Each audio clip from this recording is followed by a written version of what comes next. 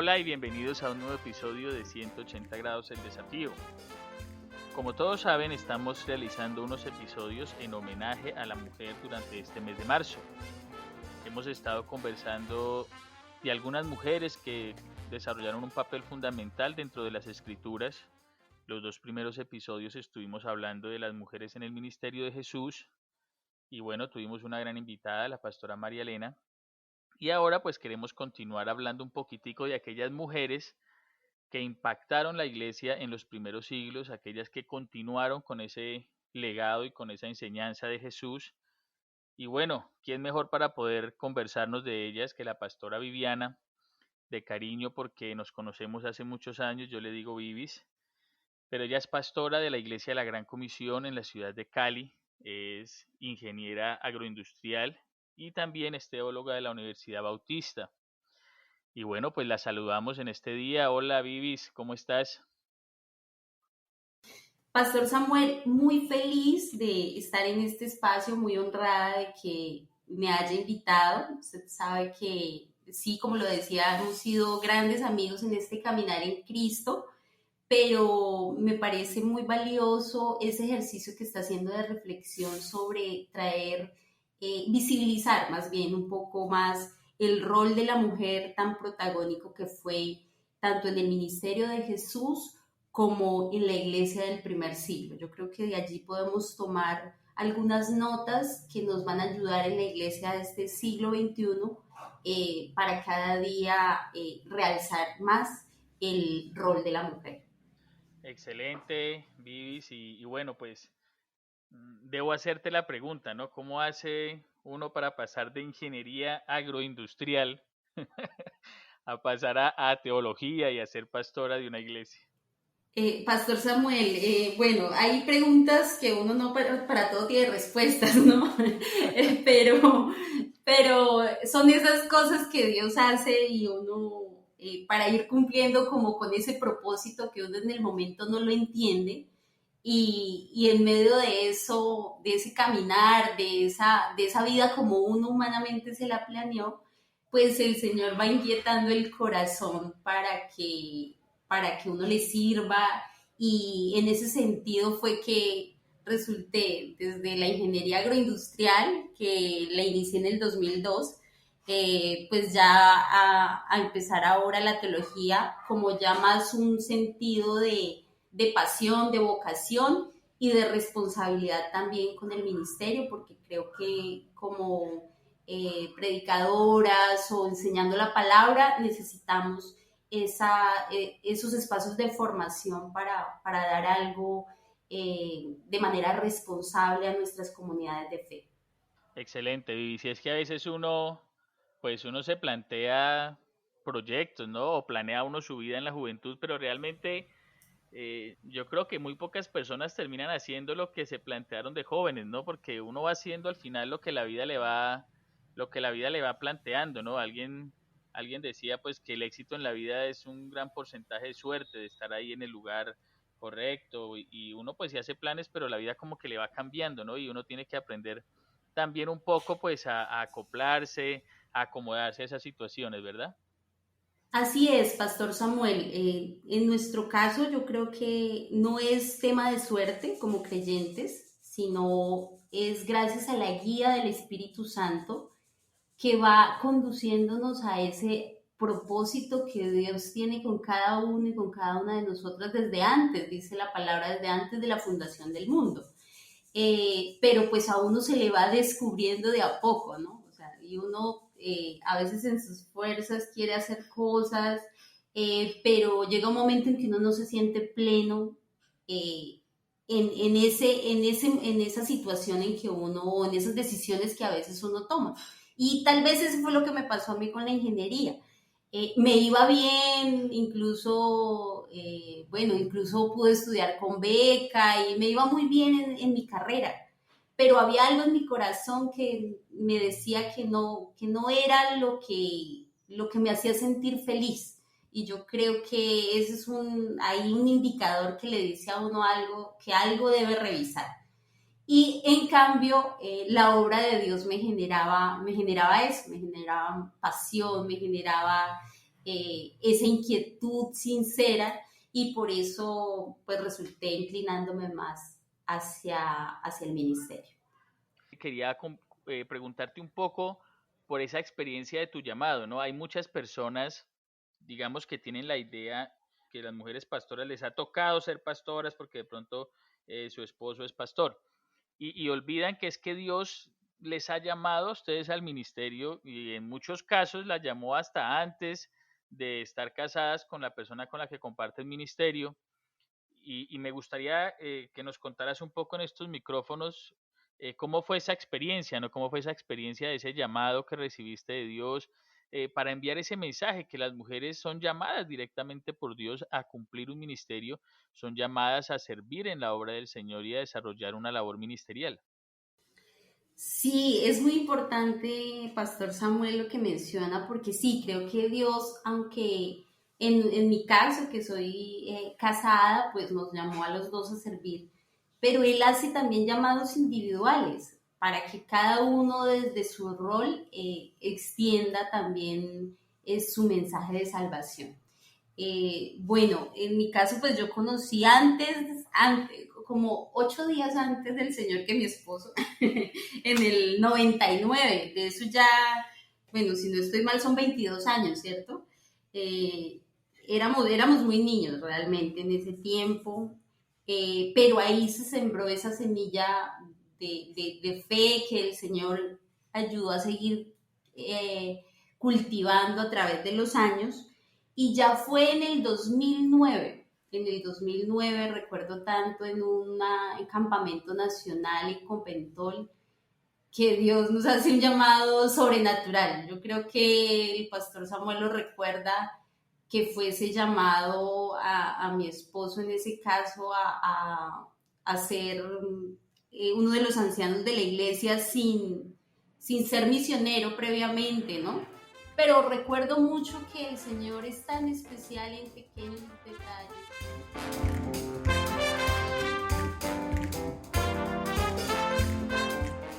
Debemos entender los campamentos como encuentros a nivel nacional en donde asisten personas en representación de varias iglesias. Se separan 2 o 3 días y se dedican a la oración. Muchas familias suelen acampar, y allí el nombre de campamento. Cuando Vivi nos cuenta que fueron llamados a ser parte de los ancianos, no se está refiriendo a un grupo de personas de avanzada edad, pues en el caso de ellos mismos eran personas muy jóvenes. El término de anciano hace referencia a una posición de autoridad y responsabilidad dentro de la iglesia.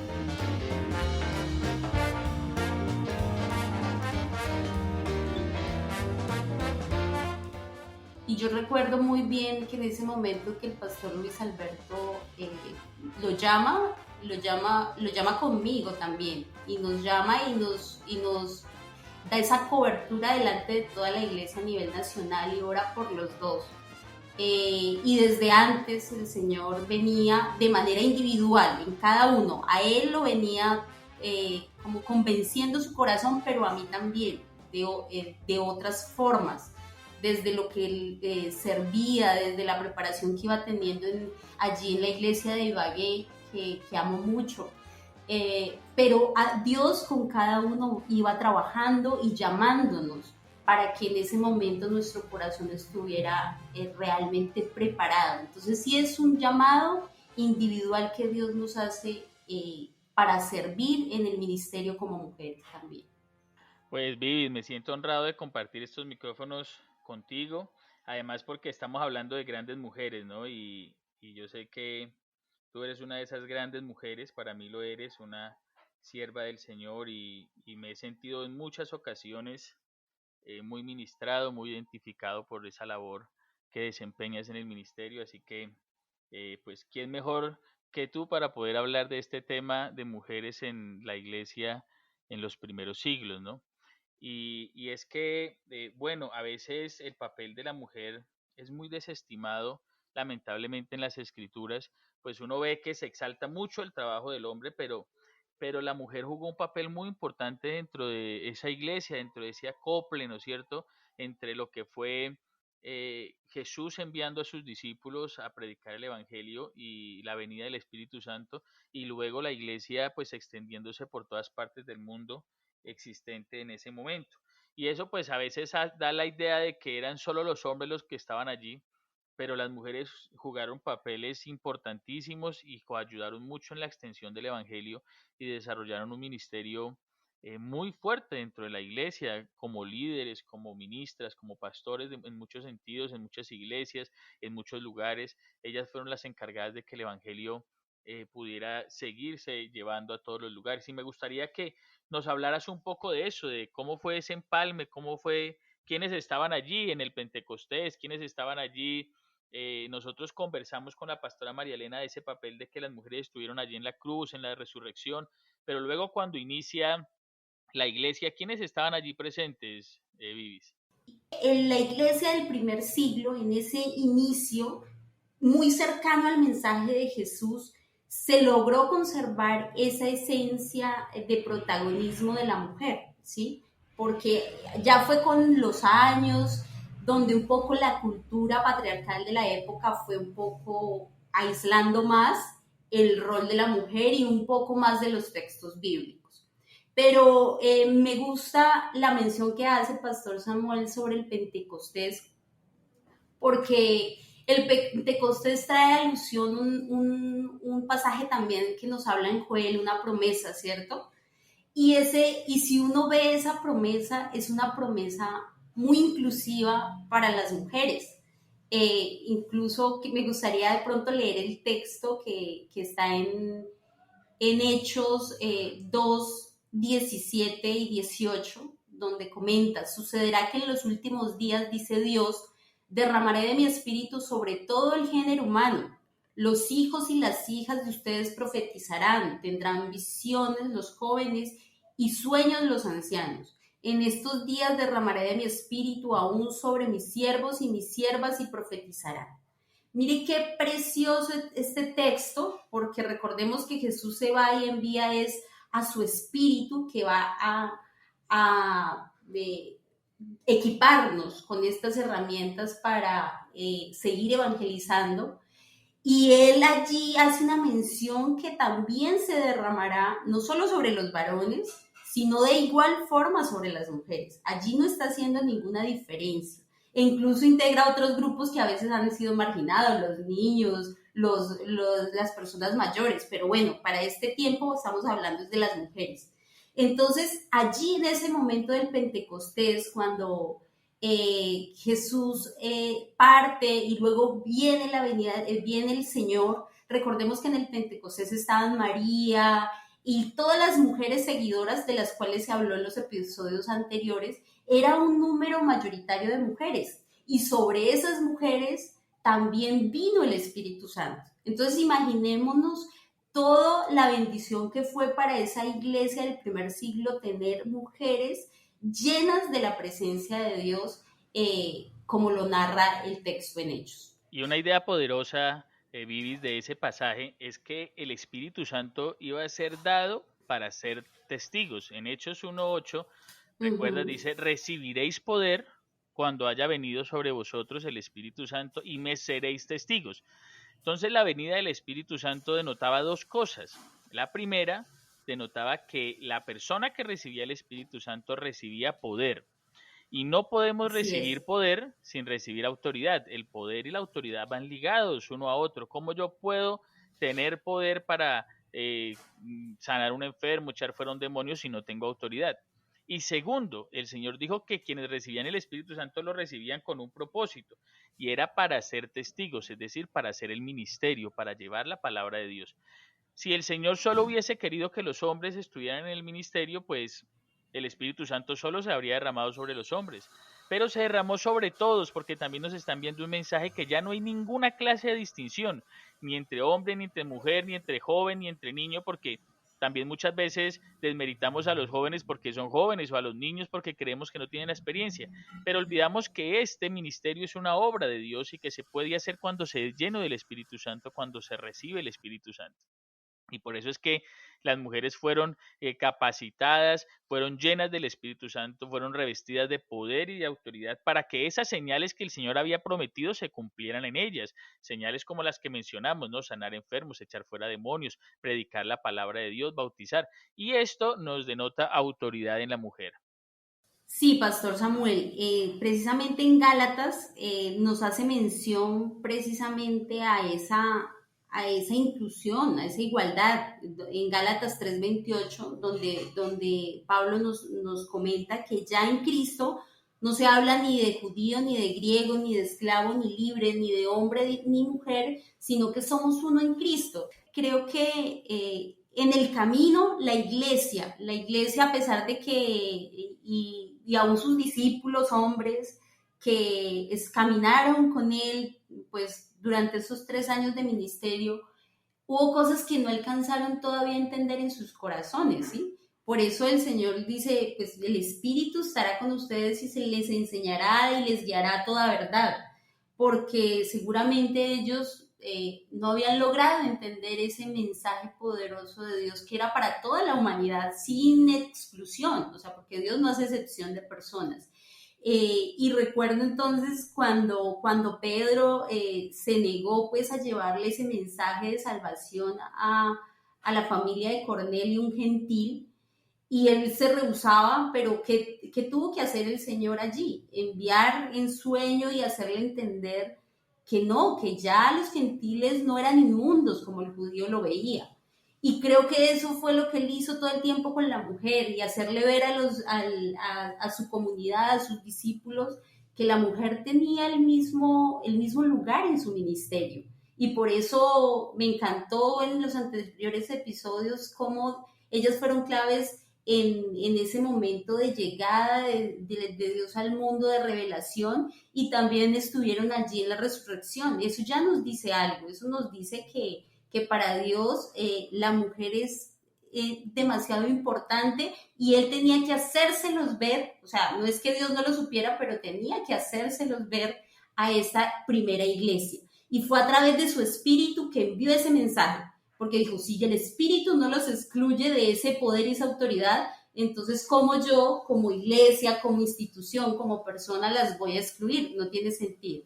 Y eso que dices es tremendo, Ibis, porque si el Espíritu Santo no lo hizo, ¿por qué lo hacemos nosotros? Esa es una conclusión muy sencilla. Si el Espíritu Santo no lo hizo, sino que se derramó con todo su poder, y es que esa es una experiencia única, ¿no? Sobrenatural, esa venida del Espíritu Santo, y para ese momento, pues, nunca antes vista, y el Espíritu Santo no excluyó a ninguno, sino que derramó su gloria y su autoridad sobre todos, pues yo pienso que nosotros tenemos justamente que actuar, digamos, en concordancia con eso que el Espíritu Santo nos dice. Y además lo que mencionaste hace un momento, ¿no? Que habían cosas que tendríamos que entender después, porque uno comprende, digamos, la mentalidad de los discípulos y de la gente en esa época, porque pues el liderazgo religioso estaba muy en cabeza de los varones, pero el Espíritu Santo nos tenía que guiar a la revelación, a ampliar esa revelación, así como sucedió con los gentiles, sucede en este caso con la inclusión de las mujeres en el ministerio. Vivis, hay un pasaje que siempre ha hecho pensar a la gente mal de las mujeres en el ministerio, es aquellos pasajes donde el apóstol Pablo habla demasiado fuerte de la mujer, ¿no? Allá cuando le habla a Timoteo, y le dice pues que la mujer calle en la congregación. Y muchas personas, aún lamentablemente muchas mujeres, pues se aferran, digamos, a esos pasajes digamos, justifican que la mujer no debería participar del ministerio. Y creo que analizando esos pasajes se han cometido errores de interpretación bíblica porque se toma de manera literal la palabra y no se aplica ningún principio de interpretación, y esto nos lleva a equivocarnos. Y quiero citar este pasaje porque sé que algunos de nuestros oyentes seguramente han escuchado este argumento y me gustaría que pudiéramos debatir un poquitico al respecto. ¿Por qué Pablo escribe esto? ¿A qué se estaba refiriendo con exactitud? Y bueno, ¿por qué estas palabras tan fuertes del apóstol Pablo? Gracias, Pastor Samuel, por traer este tema a discusión, porque sí, bueno, yo le confieso como mujer, cuando me encontré este texto, o sea, cuando lo leía, bueno, yo decía, está allí en la Biblia y tiene que ser cierto, pero algo en mi interior me incomodaba. ¿sí? O sea, no le puedo decir que es algo que uno lo lee y uno lo recibe con cariño. Me incomodaba. Totalmente. Si me incomodaba a mí como hombre, yo lo leía y me incomodaba. Yo quería como tachar ese pedacito, ¿sí? Sí, sí, sí. Entonces, pero mire que es precisamente eso. Creo que hemos malinterpretado los textos y un poco a Pablo. Yo, por eso, más adelante vamos a hablar precisamente de una carta de Pablo que nos trae esperanza sobre eso. Creo que Pablo no fue machista, a diferencia de lo que algunos críticos señalan o críticas, sino que él vivió, o sea, él fue un hijo de su época, ¿no? Entonces, el siglo primero, bueno, y más siendo el judío, bueno, era un contexto muy patriarcal, o sea, ya eso lo hablaron, de la mujer era un objeto dentro de ese contexto, ¿no? No dentro del propósito de Dios, sino es dentro del Sino del contexto contexto social. cultural, social, eso. Mm. Entonces, Vivis, perdóname, ahí antes, perdóname frenarte, pero es que claro, para muchos Pablo es el verdugo, Pablo es el verdugo de las mujeres y realmente yo creo que Pablo tuvo que haber sufrido un cambio en su sí, manera de pensar muy tremendo, o sí. sea, si alguien logró cambiar la manera de pensar y asimilar lo que el Espíritu Santo le decía, aunque fuera contrario Ujú. a muchas de las enseñanzas que había recibido desde su infancia, ese fue Pablo, o sea, una persona que se dejó moldear por el Señor, pero aún así pues escribe estas palabras tan fuertes. Perdóname, Vivi, sino que quería resaltar un poco esto de Pablo, ¿no? Que Pablo es una de las personas que, y vamos a verlo, espero que lo veamos en estos episodios, que nos vamos a ver que Pablo defiende a las mujeres tremendamente. Qué pena, Vivi, No, por no, favor, y está continúa. bien y es válido porque me gusta la mención que hace Pastor Samuel de que en eso consiste ese caminar con Cristo, ¿no? De que nuestra mente, por eso también lo dijo Pablo, ¿no? En Romanos, debemos ser transformados, nuestra mente debe ser transformada. Y no tiene lógica que Pablo, recién convertido, pensara igual a los finales de sus años. Su mente debió ser transformada. Y en uno de los aspectos que fue transformado fue en este precisamente sobre el papel de la mujer en la iglesia. Y bueno, respecto a la pregunta, pues yo la verdad, pastor, creo que esto amerita pues mucho más tiempo, pero solo como para dejar allí algunas ideas es que este texto de la mujer pues calle en la congregación y estos textos complicados, primero, fue un texto que solamente se le habla a una de las iglesias, ¿no? Fue un caso particular que estaba pasando en una de las comunidades precisamente donde se estaban generando problemas. Recordemos que Pablo escribe cartas individuales a cada iglesia.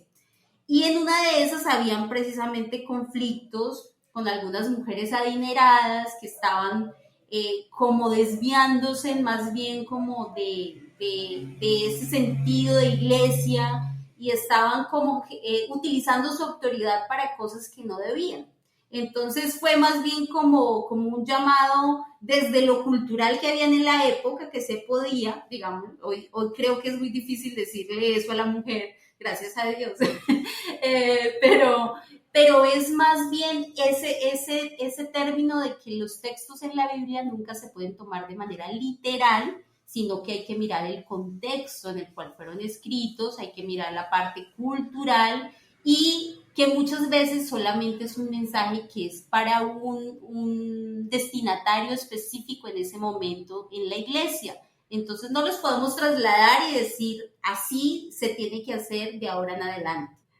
Bueno, Vivi, es que quería eh, aclararle un poco a nuestros oyentes. Primero preguntarte, ¿sabemos a qué iglesia iba dirigida exactamente esa mención? ¿En qué iglesia sucedía eso? Creo que en Corinto nos... Sí, yo también tengo en mi mente que era la iglesia de Corinto la que estaba, digamos, sufriendo de estas situaciones. Ajá. Y quiero aclararle algo a nuestros oyentes antes de continuar, Vivi. Si es que sin que este sea un episodio académico o educativo, es importante entender que para interpretar la Biblia se deben aplicar ciertos principios. Uno de esos principios es revisar los contextos, que es justamente lo que la pastora Vivis nos está mencionando en el día de hoy. Y estos contextos no solo son contextos bíblicos, es decir, no solo es revisar de qué se trata el pasaje alrededor, sino revisar contextos sociales, culturales Y también hay un principio de interpretación que nos enseña que las cosas se dijeron para las personas en su momento, ¿no? Es decir, el autor escribió para alguien determinado, para esa persona o para ese grupo de personas. Ahora, cuando nosotros leemos la Biblia y la interpretamos, debemos saber que ese mensaje fue escrito, qué sé yo, para Abraham, para la iglesia de Corinto, para el rey David o para Israel, pero de eso nosotros debemos sacar unos principios, que es lo que realmente aplicamos a nuestras vidas. ¿Qué principios son importantes entre sacar de cada una de esas historias? Porque esos principios son los que tienen carácter universal, son los que se aplican en todos los momentos. Muchas personas pues leen este pasaje de Pablo y simplemente lo toman de manera literal y se equivocan. Ahora, también hay que hacer mención de algo, Vivis, que aprovecho esta oportunidad, y es que el apóstol Pablo escribe esas palabras que son fuertes, las escribe en la carta de Timoteo. Y eso debe ser, no más esa idea nos debe hacer reflexionar en el tema, porque Timoteo era una de las personas que le ayudaba al apóstol Pablo. Y el apóstol Pablo solía enviarlo para que atendiera dificultades que se presentaban en algunas de las iglesias de las que Pablo estaba a cargo. Así que Pablo le está enviando una carta privada, personal, porque habían otras cartas que eran leídas en público, como las cartas de Primera de Corintios, Segunda de Corintios, como las cartas que se escriben a las iglesias, esas normalmente eran leídas por la persona de confianza o por el ministro que Pablo enviaba, que creo que si nos da el tiempo veremos que algunas de esas cartas fueron enviadas con mujeres y leídas por mujeres e impartidas por mujeres también.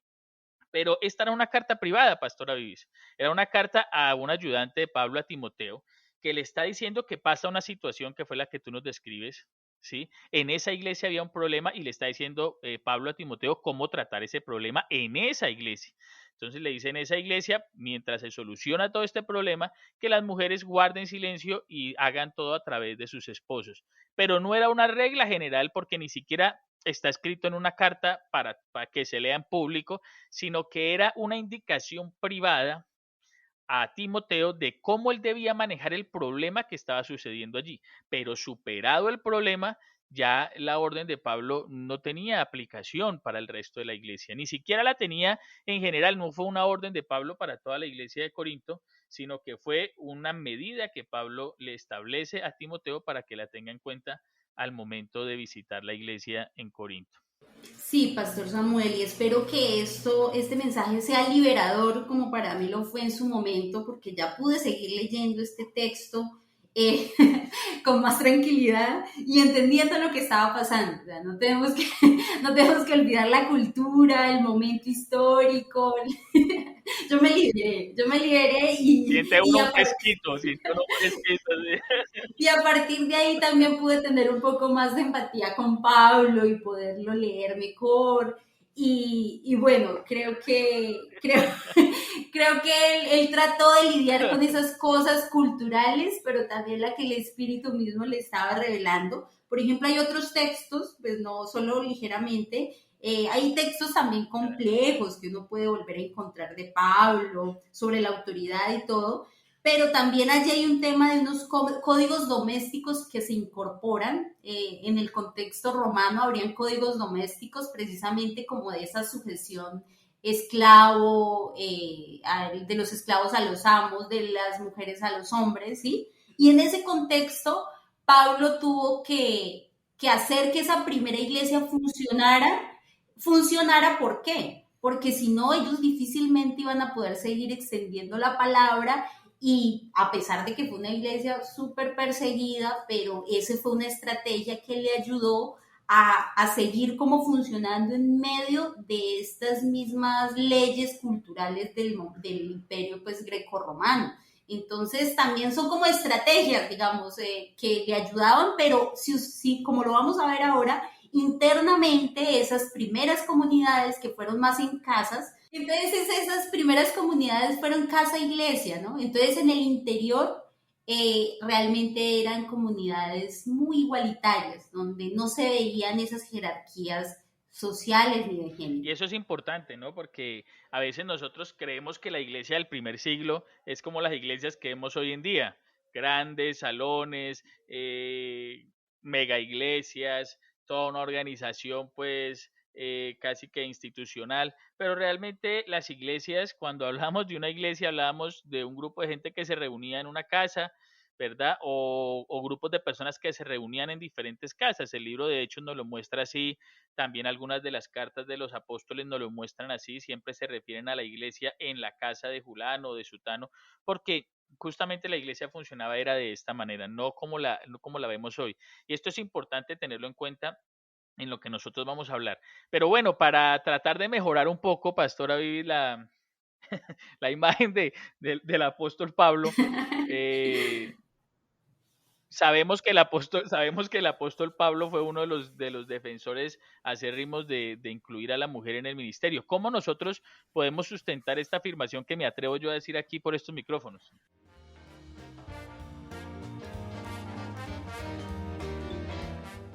Si quieres saber por qué estimamos a Pablo como uno de los defensores más grandes de la mujer y de su posición en el ministerio, sigue conectado con nosotros la próxima semana en Mujeres en la Iglesia, parte 1. Te invitamos a que nos escribas en nuestras redes sociales. Para nosotros es muy importante conocer tu opinión. El desafío para esta semana es: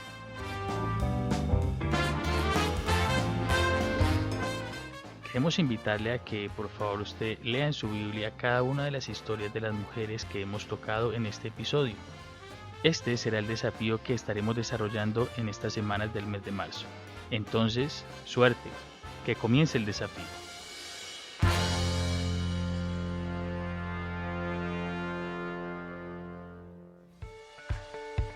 Para nosotros ha sido un placer compartir este espacio contigo. Sabemos que el desafío del día de hoy te ayudará a avanzar en tu crecimiento personal. Escríbenos a nuestro WhatsApp o en nuestras redes sociales y cuéntanos cómo fue tu experiencia. Si crees que este episodio podría ser de ayuda para alguien, puedes compartirlo con libertad. Juntos provocamos que más personas experimenten un cambio de 180 grados.